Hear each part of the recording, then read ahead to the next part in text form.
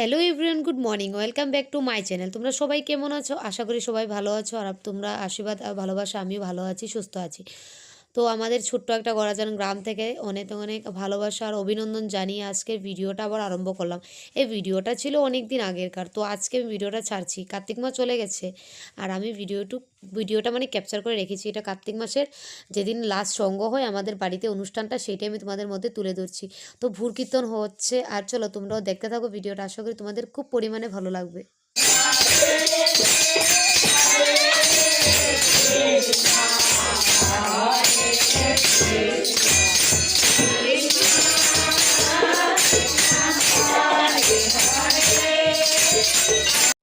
আমি অনেক আশা করেছিলাম যে আমি সকালে উঠে কীর্তন করব, যাব, কিন্তু হয়ে ওঠেনি। আমার ঘুমই ভাঙ্গা হয়নি। মানে হচ্ছে কি জানো, এই যে ছোটো একটা বাচ্চা আছে, বাচ্চার কারণে আমি যে উঠে আমি যাব, সেটা আর কুলানো হয়নি। তো সকালে উঠে যেসব কাজবাজ ছিল এসব তো করা হয়ে গেছে। এখন দেখো ঠাকুর মন্দিরটা কি সুন্দর লাগছে না দেখে, তোমাদের মধ্যে শেয়ার করে আমার খুব ভালো লাগছে।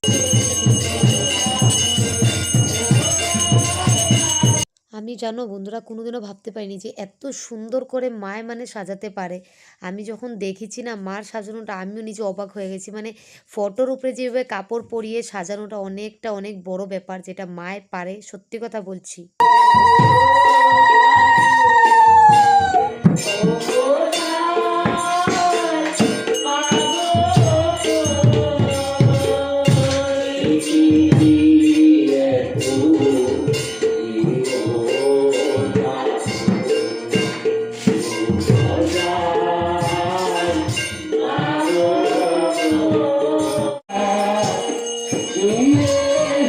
তো এখানে দেখতে পাচ্ছ পুজো তো হয়ে গেছে, ভোগ আরতি হয়ে গেছে, আর এখানে সবাইকে দেখো এখানে প্রদীপ দেখানো হচ্ছে। কি পরিমাণে ভালো লাগছে না সেটা বুঝাতে পার।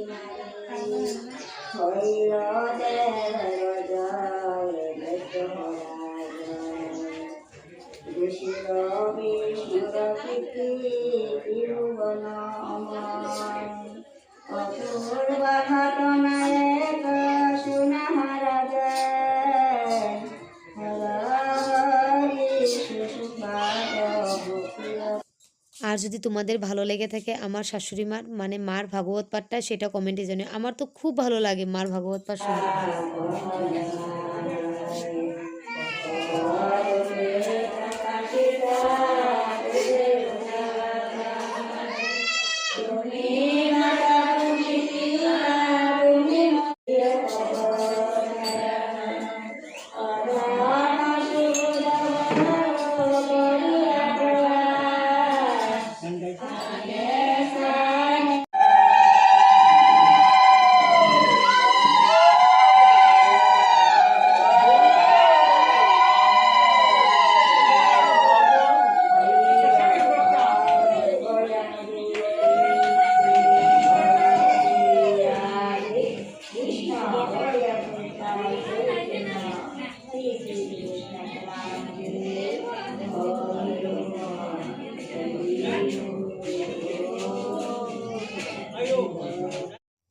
ভাগবত পাঠ শেষ, এখন প্রসাদের আয়োজন, আর প্রসাদ সবাই নিয়ে নিয়েছে। এরকম পরিবেশটা তোমরা কি আগে কোনোটাই দেখেছো?